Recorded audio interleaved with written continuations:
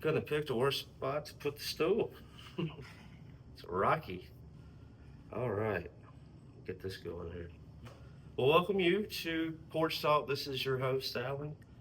We are at Al Spirits and Music, my little slice of paradise here in Reform, Alabama. Hunter Myers, he just played his closed on Sunday set. It'll be available very soon on all platforms. You'll hear it here on the show.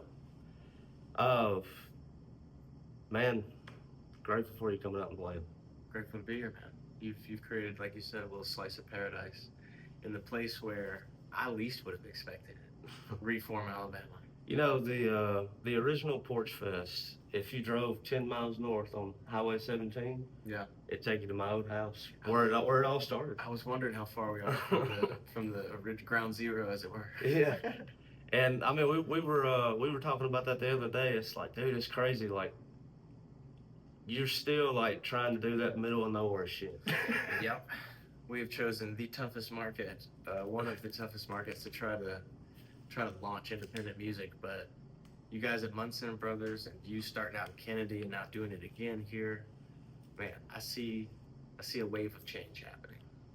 It's just, it's kind of like what we talked about though. It's we like whether it's you, whether it's me, Munson, whomever, like hell, any creative or anybody that's doing something they believe in and they're investing their life into it is if it's something's good and you know it's good, and then all you're doing is a waiting game. You're just waiting to be found. Yeah. I've thought about it often. I think that people wonder, myself included, what do you need to be successful in the music industry? Boy, I think the thing you need the most is patience. I think the people who are quote unquote rewarded in the music industry are the ones that it's persistence that got them there. It's sticking to it because you're not gonna always feel like chasing it. But if you want it bad enough, you'll chase it through those low times. You'll rest when you need to rest, and you'll push when you need to push. But the people I've seen that are successful with it are the ones that stick with it. Absolutely. And I know just through doing this show or just through knowing people. When I was living in Mobile, Cam Lewis, dear friend of mine, called me, and I was living in the Bayou, and the island, Dolphin Island, was 15, 20 minute drive from the garage I lived in. Nice. And he called me, and because he knew I was on my way out. I was moving back here. I was leaving Mobile. Yeah. I had like a couple of days left, and he calls me and he said, "If you ain't got nothing going on today, you ought to do yourself a favor and go to Doherty's on Dolphin Island. There's these young guys that go by the Red Clay Strays." Oh, nice. And he said, "You ain't gonna be able to catch a show like that in a place like that Probably ever again." No. Mm-hmm. He was right. I bet he was. And I went, dude, and like I saw like these. Man, this has been almost 10 years ago now. Wow. And Brandon, the front man, Mm-hmm. he broke a string. First song, G string, always the one. Yeah. And had a pack of strings. Replaced that string. Show went on. Next song, he broke another string. And like they went through a lot of adversity on that show, but you could tell like the passion and the fire was there because like they weren't gonna they weren't gonna sweat the small things. There you go. Yeah, no kidding. They were on a mission and not going to be deterred. So there was probably, 100 people at that show? 50? No. You said 10 years ago. What It's like it was like 20, 25 people on Dolphin Island. Just an off day, It's just like Red Clay Strays are gonna be playing here this evening. Man. Wasn't really even like a Facebook post or any kind of. Right. It was just kind of, if you know, you know. I think about that all the time. You look at the Stapletons, the Childers, these guys that have massive followings. At some point, they were just in like a bedroom, hanging out, living room situation, and then even the smoky bar where no one's paying attention. But man, there are some golden performances out there that we'll never see because it was before they blew up. Yeah. Yeah. And it's crazy, and it's every time they come to Starkville, if they're going to be at Rick's or they're doing anything with MSU, I'm going to catch it. Yeah. And it's, last time I saw them live was probably down there in Jackson, maybe a year ago. and I didn't even mean to, but we parked kind of near the tour bus. And it was after the show. I'd hung around, had another beer or two. Me and my buddy were heading out back, going in the car, about to leave. And they're out there. It was Drew and Jacob, and well, not Jacob. Jacob's passed, but his brother was out there, the drummer, and the bass player. And I wasn't even gonna speak. Yeah. It was, great show. I don't know. I don't even know if y'all remember me. It's not a big deal. Right. I was gonna say. I wasn't gonna say. I'm just gonna go to my car and leave. And they're like, "Ow!" Oh wow. I was like, "Oh man, cool." And we walk over there and I introduced my friend, and ended up chatting for about 10, 15 minutes. And people kind of found out where they were. Yeah. And here come the crowd. Now they gotta get in the bus. Yeah. I And I was like, "See ya." But I was like, to be at that level of success and still, there's humility. Mm-hmm. There's no arrogance about it. No. And I see like some of the shows, like if they're going to play in Birmingham, they're going to get one of their Birmingham friends to open. Nice. Like everybody gets a chance. Mm-hmm. Because they're really some Bama boys. Yeah. My wife's mother used to book them at her bar, and she said they were just incredible. And a friend ran across them up at Kimbrough's in Nashville, and he told them, well, you know Sean. Mm-hmm. Yeah, so you probably saw it where he posted that story about he saw them at Kimbrough's Pick & Parlor, invited them to crash at his place that night, and he told them, he's like, 5 years from now, you'll be huge. And he posted that again when they went on the Jimmy Kimmel show or something, the Jimmy Fallon or some late night show, and he was like, I saw these guys, and saw it right then. Massive talent, massive humility.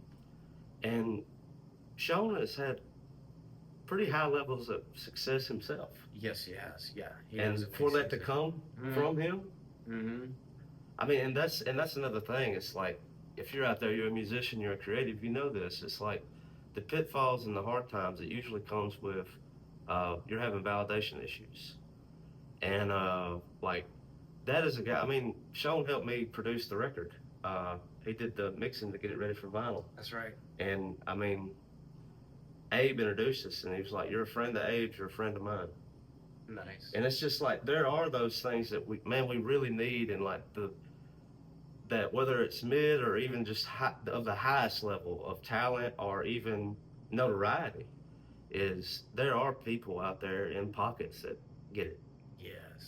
Yes, it's not always the people that you see on the top 40 aren't necessarily all the people that are working the hardest and that have these really beautiful pieces of art that they're sitting on. They're often in the pockets and corners of the country. Mm-hmm. And like just with that, man, it's I mean, whether it's the middle of nowhere or wherever you're trying to do your thing, man, it's just, and this is just encouragement. This is not bitching. I mean, you're not alone. That's right. Is what I'm getting at is, I mean, the analogy that you gave earlier, we were just outside just before we hit that little red button, but it's, I couldn't have put it better. You're a painter and you paint purple. Like that's what you enjoy to paint, and you paint everything purple. But when you get hired or when someone asks you for something, it's always the color blue or it's green. It's just it's not what you do. It's not what you were made to do, and it hurts. It's like an endurance thing, right? How long can you be hired out to, and you're painting a picture that will then be burned, right? So you're creating all of this stuff that goes into the ether, which is just fine. In fact, can be comforting. But if you were a painter and you enjoyed painting in the shades of purple, but you only got hired to show up and paint in blue, and then the fire was set to the painting, so it amounts to nothing at the end of the day, you're like, how often and for how long will you do that before you kind of lose the desire to paint and you kind of shift your attention to something else? I think that's what can happen to a lot of independent artists, is you can wind up in these venues where you're offering a product in a market that's not necessarily, you're in a restaurant, they're there to eat, they're there to drink, they're not there to find their new favorite indie artist. But if you can wiggle your way into certain rooms that are listening rooms, even weddings and country clubs and theaters, you're going to find that the product you're offering is now being received by a different market, and they're there hoping to find their next favorite indie artist, you haven't changed your product at all. You sang it just like you sang it 100 times. Why are they now clapping? It's not you. It's not your music. Again, nothing about those things have changed. You put it in a different room. So the takeaway for me is like, yeah, keep going. Find the market for your music, and you'll be amazed at how it's received. Absolutely. Uh, it's that analogy comes back, and there's a great song. We'll check it out after we get done here. It's by Justin Peter Kinkle-Schuster. The song is called "Painting Houses," No way. and Nice. What a name too. and like the hook in the song is, "I'd be better off painting houses instead," and it's about just that. Yeah. Like the song just came to mind to me, and what he's saying is like, if I can't do what I was put on this earth to do, I'd be just as well painting houses. That's right. Something that makes me good money, Yeah. right? You know what I mean? Because that's one thing as indie artists we pretty much all have in common is you're probably out there doing what you're doing because you love it. And if you take away that love, you'll quickly find that, oh shoot, someone would pay me more to just go clock in somewhere, you know? But Yeah. you talk about not painting at all. So then you stick with it. It's an interesting chase, you know, whether it's music or art or any passion. It really applies to any passion. You watch people chase it and it's an exciting thing. It's like, what else are we gonna do here? Well, yeah, man. It's just like, and comes to mind again is, I mean, just with you, it's like, you and I share a similar hobby, and but I haven't practiced it in 15 years. Wood carving. Oh yeah. Yeah. It's so fun, and dude, it's like it's Yeah. great. Like, Relaxing. mm-hmm. Yes, and gosh, How'd you get into it, man? I had a friend. So honestly, I've always, since I was very little, I've always wanted to do it. I went to a museum. I was probably about 10. We were out west near Mount Rushmore, and the person that designed Mount Rushmore has kind of an exhibit nearby where all of his other art is displayed. And there's this sculpture of an old man, and he's from the waist up, but he's not wearing any clothes, and he's a very old man. He's reaching up into the sky, and the amount of detail that this artist was able to give this piece of wood, it looks like your grandfather right there. Mhm. And so I saw it as a kid and was like, I don't know what I need to do to carve wood, but I want to carve things. Thought about it, mentioned it my whole life. Saw a friend start carving spoons, and I thought, that's my intro into taking something that has a shape within it. All you have to do is remove everything that isn't that shape, whether it's, I mean, anything you can imagine, right? Look at some of the greatest sculptors to ever walk the earth, and they've talked about that exact thing. That block of marble holds every shape you can fathom. Challenge is, can you remove just the right amount of material to show it? That's the game for me. I love doing that. So I saw him carve spoons. I started carving them. Before you know it, I was trying to do anything I could get my hands on: tables, lamps, jewelry. What about you? And I was 15, and my cousin, uh, like, he's a good bit older than me. He's probably 20, 25 years older, Mm-hmm. and he used to work at the same factory my grandpa and my dad did, and so like he was always over at the house, or we were over at his place.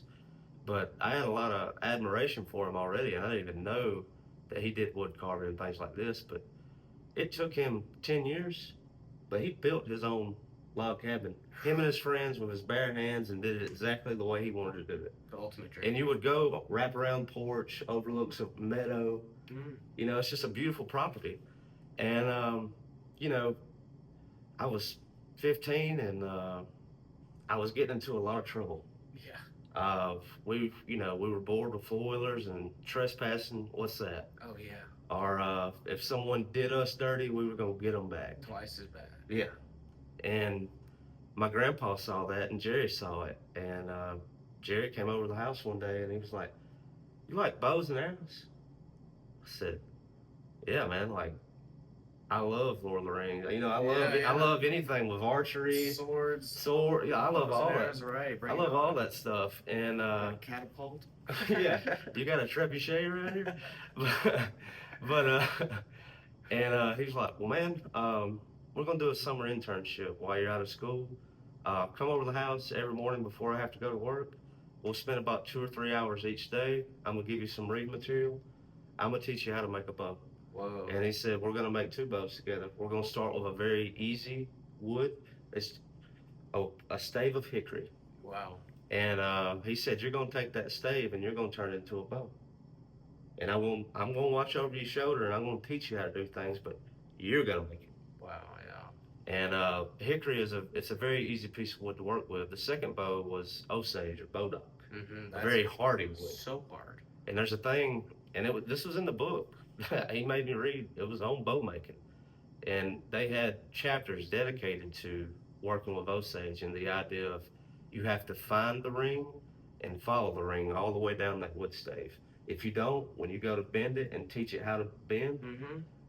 if you're not on the same ring all the way down, Mm-hmm. the ring that is above will snap and it'll break.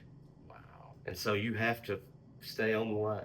Wow. And with that Osage, dude, I was on the last line of finding the ring. If I went through this ring and started in the other one, the integrity of the wood, it would not be a bow. Right. It could be a walking stick. Right. Right. Piece of art. Yeah. And Jerry come out there, and dude, it was summer, and I was getting frustrated, and it was down the wire. It was the last one. It was a beautiful piece of wood. I really wanted to use this piece. Yeah. It had the knots and all the character I wanted. Right. And he come out there and he said, "You got one shot. You get it right here, it's over." Mm-hmm. And that draw knife, and I drew, and I got to the very end, and I looked up, and he come out there, and he said, "I was watching from the garage. You did it." He knew it. Like, yeah. right when I took that last draw, and I was Yeah. like, "We're here." Yeah. You know, and then the butter knife, the sharpened, and you're just whittling down the wood, and you're sanding, and you're forming the handle and to fit in your hand. Your custom hand, right?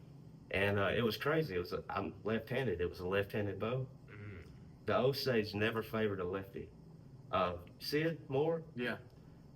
he would come over to the house and he liked shooting bows, and so we would string them up.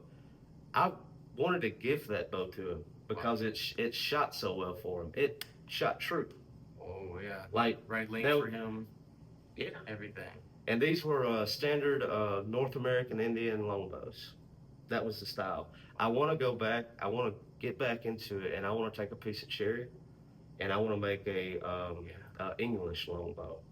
The style of it's a little bit different than Native Americans here did, but Oh wow. like, and just because I've read all the books, like the different through history, the history of archery and how things are made and why.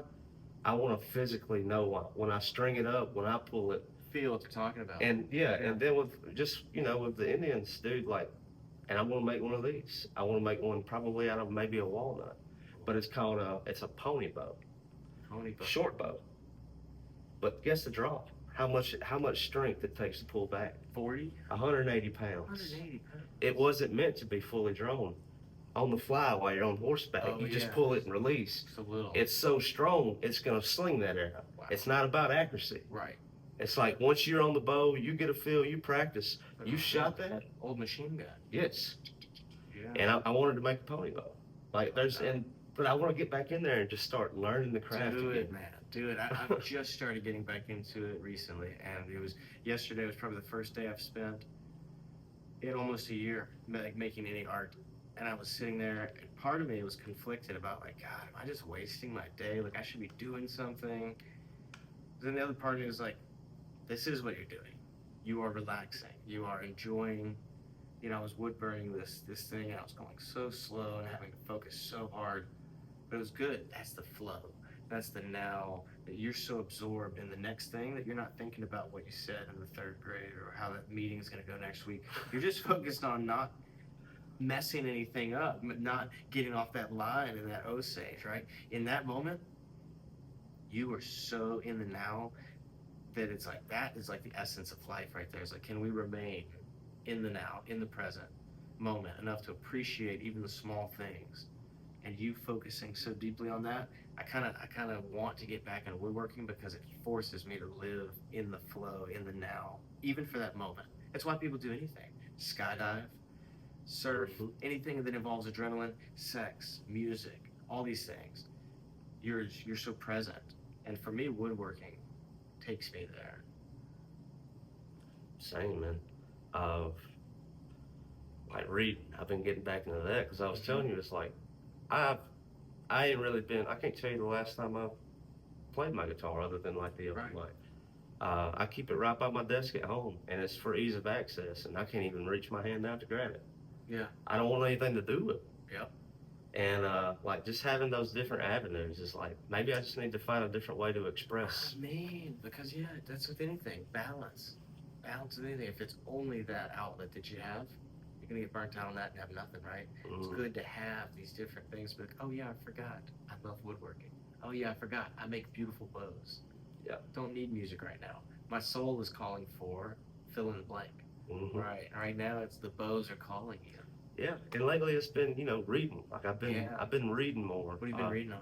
Man, I'm fantasy dude. Like I read Lord of the Rings once a year. Oh, it takes the imagination and just Yeah. takes you away to another planet. And that's something else that I wanted to get into. And I've been reading like other fantasies and like, in my opinion, dude, it's like I can't remember the last time that I've read like a modern day like fantasy that Mm-hmm. was enjoyable or that there's this great one. It's the King Killer Chronicles.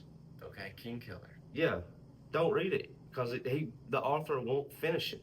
Oh, that's He's wrote 2 books. It was supposed to be 3. but it's really good. Yeah, it's great, but you don't know how it is. It's amazing, but it's killing me to not know the ending. But what if he's working on it? Or is He says it all the time. He's always like, I check on his social. He's always working on it. That's I'm funny. working on it, working on it, working on it. The third one. Yeah, Yeah. come on, man. What the hell? You should have seen the amount of despair I felt last night. We've been watching The Last of Us, and I didn't even realize it was the last episode, so I wasn't even mentally like, all right, this is it, So I'm just casually watching the episode, and wow, it ends on a cliffhanger, and I notice it's over, and I'm like, oh, the season's over. And then not only was that like the first blow, I was like, I wasn't ready for that. And then we looked it up, and it's like 2 years before the next one's coming out. 2 years. 2 years? We won't even have TVs in 2 years. What are you talking about, 2 years? I'm out. Forget everything you just saw. You won't remember it in 2 years. I picked it up the other day though, dude, because a friend of mine. Because I mean, that's not. If I'm gonna read, I typically read fantasy or like, but it's got to be like a certain type that goes back to swords and longbows. I'll do a little magic. It's just like, but that's another thing about the King Killer Chronicle that I liked. Yeah. Is Kov, the main character, is like the chosen one. He's powerful. He's the Neo. Yeah. But and like the way that they did magic in this book, I really love because it had never been done like this. How would you compare it? Is it like Harry Potter magic? Is it like Lord of the Rings magic? Like check this out: is the way that the chant or the spell is cast, Mm-hmm. you have to know the name of it. Like, and one of the names in the book, I think it's the second one, is it might have been the first one. Name of the Wind. He almost kills himself, his teacher, and the entire world because he accidentally called the name of the wind and he sucked all the air out of the place. Whoa. And everything was choking. Whoa. That's how powerful How do you it is. restore that? Call it again? Yeah. Repeat it. But no, Reverse it. couldn't make a sound. Oh, gosh. Yeah. No air. Wow. Did you ever read Artemis Fowl growing Yeah, up? yeah. Man, those were great. Yeah. Ender's Game? Mm-hmm. Wow.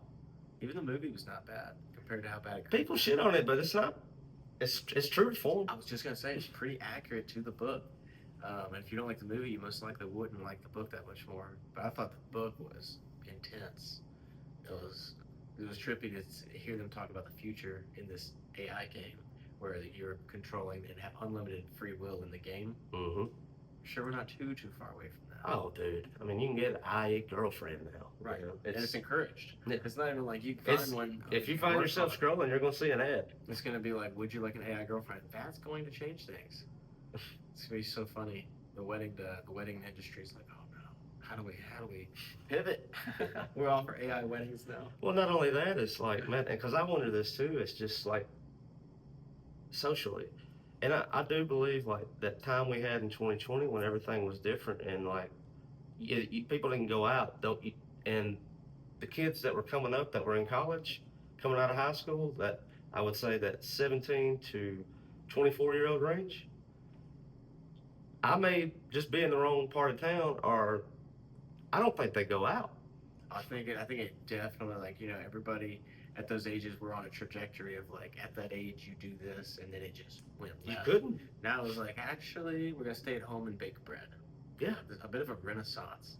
And our friends come over. We play Cards Against Humanity. Board We games. we have a couple of drinks, and by 11 o'clock we're all in bed. Yeah, everybody's tuckered out. Well, everybody's like, wait a minute, why were we going to the club? Oh yeah, there's no good reason to go to the club. Oh, and by the way, I have a lot more money now. Now there's more money. I don't feel so bad the next day.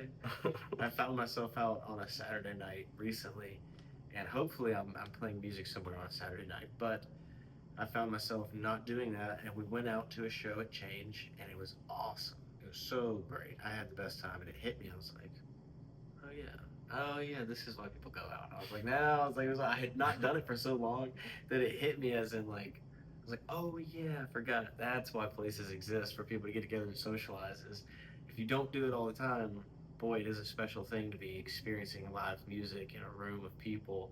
It's hard to even put words around it. It's something else I noticed, man. We get a lot of interns at work, and typically they're MSU engineering program. But I don't know if they're intimidated. They don't know how. They don't care to. I don't know. Communication, like they don't know how to talk to people. It's different, yeah.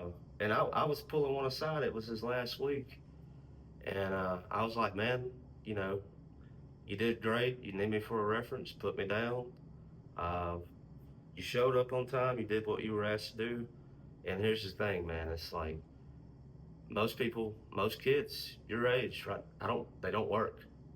No, They go to school and sit on student loans or whatever. Yeah, yeah. And I was like, to every young person I see that's out there working and grinding and getting experience, it don't look like it, and it sucks because your friends ain't doing it. But you're gonna have something on your resume when all they have is a degree. Oh, it's gonna be the ant the grasshopper situation. Like that is an old but true story there. Mm-hmm. I told you know, a young person who was kind of in that position recently, and I was like, look, thing is, you're gonna have to either work early or later, but you know, you can either put it off for as long as you can put it off. It'll find you. Mm-hmm. Life circumstances, unless you get incredibly lucky with something, eventually it'll catch up to you, and you'll have to work harder later when you have less energy. So you might as well work hard now while you've got the energy, and then you can play later. You know? I mean, that's an age-old trope with even like Boy. children, having a family. It's like, it does. Timing is timing, and timing is perfect. Yes, it is. But like, man, I can't tell you how many times, especially when I was married, y'all thinking like you need to get going on the kids. Sure. Like you're gonna love it if you go ahead and do it, because Go ahead and do it. you got the energy now, and the longer you wait, the harder it is. That's right. Well, and, you know, and I'm about to have our first. You know, we're expecting at the end of September. So that's been crossing my mind. I'm like, all right, I'm taking a gauge and a check of how much energy I have. I'm like, okay, this is gonna be probably one of the most challenging, probably I would think the most challenging thing I've ever done. So I need to make sure I got my energy at an all-time high, because I'm not 22 anymore. I'm 32, and there's going to be a difference in that. So, but I'm excited. And you got me and you were kind of like the same. Our brothers got started a little early, Right. and so like I know I'm a good uncle. Oh, I'm a good uncle. I was like, does it translate? I don't know, because half the things I do with my nephews, I would not dream of doing with my own child, right? Like, what? Why would I chuck this kid across the room onto the bed? That sounds dangerous. Don't do that. But a nephew, Yeah. you know? Yeah, it's what they were made for. Right. Oh my gosh. So yeah, does being a good uncle translate into being a good dad? To be determined. Hopefully so. Man, y'all excited, you okay? So excited. We are so excited. It's you know, it's one of those things where if you've never done it before, you can only be, you know, so excited, and then you hit this wall where you're like, it's so unknown that you're anticipating it and you're happy for it, but then it hits you in waves where you're like, oh my gosh, I've always known myself to not have to worry about a child, and now I'm like, here it comes. You know, I guess that'll just be. But they say it's a natural thing, right? I mean, it seems to be probably the most natural thing we experience here on Earth if we go that route. So it's like, I'm sure it'll come. I've got this faith in myself that everything you need will be there. It's like it's already in there. You just haven't unlocked it yet. Mm-hmm. yes, just in the past, like just people giving unsolicited advice. But uh, whenever they would bring that up to me, it's like, you gotta find somebody, you're gonna settle down, and then that biological clock's gonna tick, and just one day y'all gonna be with child. It's like, cause it's like everything about your body, that natural instinct thing, Right. it it it kicks and it comes out. It kicks. Well, it's funny. We've been together for 17 years, and we always were like, well, we're not gonna have kids. We're not gonna have kids. And then last year, we were like, you know what? Maybe we should. And then if it wasn't like a week later, and we were like, wow. Glad we decided. I'm glad we decided. It's like it was just the intention behind it that was needed. But it's like timing, like you said. It's always perfect. Yeah, dude. This we were checking it out last night. It was me and my brother and a couple friends, and we were talking music. We were talking about clothes on Sundays, and Yeah. I was telling them about who all's coming and what's going on, and I was like, Rich Henderson out of Coleman's coming, and Great it's musician. it's kind of like I see it like a Gabe Lee or like people like that. Like he's about to come up. Yeah. Like he's on his way up for sure. There's no doubt. Oh gosh. And he just released this cover. I was a Tim McGraw fan, and so like anything Tim McGraw, and older now, I can listen to it and I can appreciate it and experience it and not be a dickhead about it. Right. But Tim McGraw had a song called Red Rag Top. Rich just covered it. I knew the song, very popular song. Yeah. I listened to Rich's version because I don't really listen to Tim, and I was like, holy shit, this song's about abortion. Oh wow. I've never heard this. Verse 2, all day long. Wow. Deep song for top 40 country. Yeah. Yeah. And then I look back into the history of it, it was controversial. Was it? That song caught a lot of flack for that. Was it it was pro-abortion? It was supporting Well, someone who made the choice to have an abortion? Or? It was Red Rag Top, verse 1, that's how it ended. Please don't stop loving me. Verse 2, he's meeting her mama and she's with child. Oh wow. But he lost his job and she was still in school, and so they made a decision that it's not time. Yeah. Wow. And that's how verse 2 goes, and that's also how their love died. Wow. Because one of the lines in the song was like, we swore we would never regret, but it wasn't enough. Oh. Dang. So it's not pro or anti, it's just, here's what happened. I wonder where he wrote that from. I don't think Tim wrote it. No, probably not. A lot of those guys have a lot of writers. Yeah, room of writers. Room of writers. But great song. Great song. Yep. It's a funny thing about great writers and great songs. Like you could be standing right next to the guy that wrote the song you grew up listening to. And a lot of times you have no idea. There's nothing being given off by that individual that would make you think they're a famous songwriter. Can't tell you how many times I've been like at a thing. I remember being at a pool party of musicians, and we're hanging out, talking, having a good time, having pizza. And this old, guy walks over and he's kind of, and I was like, who's that guy? And I was like, oh my God, I just thought it was somebody's like old drunk uncle that found their way to the pool and didn't even belong there. They're like, oh, he wrote listed like 3 major songs. I was like, well, I guess I'd be a rowdy, drunk, funny guy too if I was, if I wrote 3 mega songs 40 years ago. Dude, this area in particular, rich history. Yeah. Don Penn is his writer's name. Out of Vernon, Alabama. Don. He wrote one of the most, yeah. Wow, what a name. That's a cool name. It's both his names shortened. Like he didn't change his last name, he just shortened it. Smart. But he's a famous songwriter. You wouldn't know it. Yeah, background. He wrote one of the most iconic songs for the state of Alabama. Oh, wow. If Heaven Ain't a Lot Like Dixie. What? He wrote a lot of songs for Hank Williams. Vernon, Alabama. I'm telling you, there's something in the soil around here, something in the water. I think honestly, it's like this is a place of struggle. We've seen it our whole life, and way before our years, this place is just known to be a place that struggles. This part of the country, this state, Mississippi and Alabama together, this whole pocket. But what do you get from struggle? Great art. Great art, boy. Oh, man, a coworker. We were talking about this. He's so funny. And what's crazy, he's not right, but I'm not encouraging this, but I do want to have a conversation about it. is he said, "You listen to that new Tyler Childers?" I said, "Yeah." He said, "I can't stand that shit. I liked him a lot better when he was a drug addict and a drunk." I think there's some lyrics in one of his new songs that references how he's pissed off a bunch of his old fans. Did you see that? Yeah. There's a couple lines where it's like, talking about how they'll say he's lost his way and used to be better and this and that.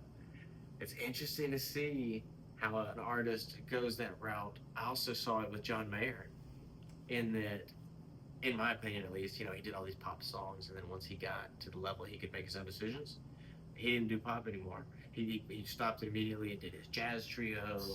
He did, obviously. Genre bending. You know. Like not one, early career, like you said, it was pop, but not one John Mayer album is same genre as the last. No, and they take up on a graph, they really change. Mm-hmm. Of course, and then his Grateful Dead stuff. But yeah, once you get to that level, do whatever you want to do, music-wise, is one route to get there. And I think, I don't think Tyler Childers did any music that wasn't genuine to him at the time. But he did what was real to him at the time when he was a drug addict and a drunk. And then when he wasn't those things anymore, I would hope the art would change with it. It did. It did. So then it's like respect the guy for changing and appreciate, him as an artist, not him in that time in his life. It's so funny because like what he said, man, it's so funny. He said, "I hate to say this, Alan, but if you're an artist, a musician, whatever you're doing creatively, the very best version of you is when you were at your very worst." Yeah. And he said, "You need to be hungry, addicted to some kind of drug. You need to be an alcoholic. If you're married, I hope your wife leaves you." He said, "I want you brokenhearted." Truck needs to not run. Yeah. Yeah. Oh man, oh good, because I'm checking off so many of those bingo squares that pretty soon we ought to have a record deal. Or a divorce lawyer. That's funny. I always give praise to the partners of musicians because I'm like, hey, he or she may be out there on the stage, but when they come home, boy, it's that other person that deals with everything that isn't the glamour and the this and that. They often don't get enough praise. Yeah. For keeping that insane person sane. Well, dude, I've really enjoyed it. Is there Likewise. anything else that has come to mind that you wanted to touch on before we start walking out the door? No, I appreciate what you're doing here, man, at Owl's Spirits and Music. I think it's a special thing. I think it's much more than what it's ever been before. In the past, it's been a place somebody could come get their drinks. Now, one day a week, when, like I said earlier, you could be on the couch on Sunday, a well-deserved day off, in my opinion. Instead, you wake up early and put together something like this and pay artists like myself to come out here and play some music, hoping that you're planting seeds. And I'm here to help water it, and I think it's going to grow into something beautiful, brother. Man, I appreciate you taking me up on it. Yeah. Just a couple things before we go. Social media plugs. What's the best way for people to kind of keep up with you, with the wood carving, or with music? Find me on huntermyersmusic.com. It takes you to anything you could ever want about me. Videos, Spotify, where I'm playing next. So yeah, huntermyersmusic.com is kind of a hub. Right on. Question 2, man. Just I just put you on the spot, really. What's something that you've been learning so far this year? What's coming this year? What's coming this season? That thing about being persistent, moving forward. Sometimes you roll that ball forward a little bit each day. Sometimes you roll it forward a lot that day. And some days you don't roll it forward at all. But the most important day is the day you don't roll it backwards. So that's what I'm learning this year. Right on. Hunter, thank you so much for your time, man. Thank you, brother. Yeah. Good stuff, man.